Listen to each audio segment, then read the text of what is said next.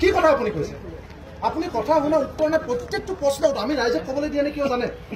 বিশৃংখল সৃষ্টি হ'ব। ৰাইজৰ প্ৰচণ্ড খং আছে, সেইকাৰণে আমি 5জন মানুহ আগফালে ৰৈ আছো। উপলুঙা কৰি ভেঙুচালি কৰি কথা নক'ব। ৰাইজক যদি ক'বলৈ দিওঁ এটা প্ৰশ্ন উত্তৰ আপুনি দিব নোৱাৰে, হয় নে নহয়? এতিয়া কাৰেণ্ট কিয় কাটিছে তেওঁ উত্তৰটো চাওকচোন। ৰাস্তা পদূলি বেয়া, তাৰমানে কাৰেণ্টটো বাছত যাব নে কি মেজিকত যাব নে পইচা চেভেনত যাব? প্ৰশ্ন নাই যদি উত্তৰ নিদিব। বিধায়কৰ কাৰোবাৰ চুত্ৰলিপি হয়, এনেকুৱা দালাল অফিচাৰ থাকিলে ইয়াত ৰাইজৰ সমস্যা সমাধান নহয়। আপোনাৰ এটিটিউড মই অথনিৰ পৰা চাই আছো। কথাখিনি সমস্যাখিনি কওক, 10খন বিল আপোনাক দেখুৱাই দিব। আপুনি কৈছে সৰু পথাৰ সমস্যা নাই, সৰু পথাৰ সমস্যা হয় নে নহয়? আপুনি কওক এইখিনি সৰু পথাৰ মানুহ নহয়।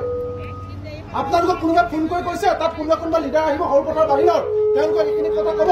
সৰু পথাৰৰ মানুহৰ বিল, সৰু পথাৰৰ মানুহৰ কথা ক'বলৈ দিয়া নাই বিশৃংখল হ'বৰ কাৰণে।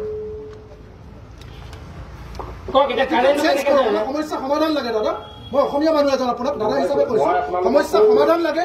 ৰেডিমেড প্ৰশ্ন উত্তৰ নিদিব, এইখিনি প্ৰশ্ন উত্তৰ দিব।